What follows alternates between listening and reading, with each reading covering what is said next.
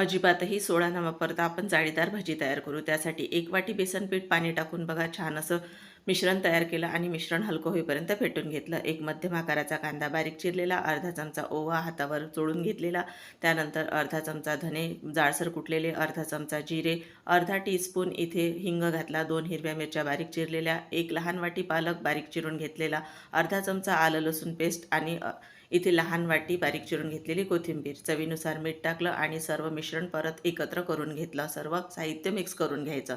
बघा असं मिश्रण तयार झालं. आता कडकडीत 1 चमचा तेल यावर आपल्याला टाकायचं आहे आणि हे मिश्रण परत एकदा आपल्याला फेटून घ्यायचं आहे आणि इथे आपल्याला भजी तयार करून घ्यायची आहेत. अजिबातही सोडा तांदळाचं पीठ न वापरता आपण ही भजी तयार करणार आहोत. डिटेल रेसिपी चॅनलवर अपलोड केलेली आहे, नक्की बघा. बघा आपली भजी तयार झालेली आहे. अजिबातही तेलकट नाही आणि जाळीदार बघू शकता तुम्ही इथे. रेसिपी आवडली तर चॅनलला सुद्धा नक्की सबस्क्राईब करायला विसरू नका.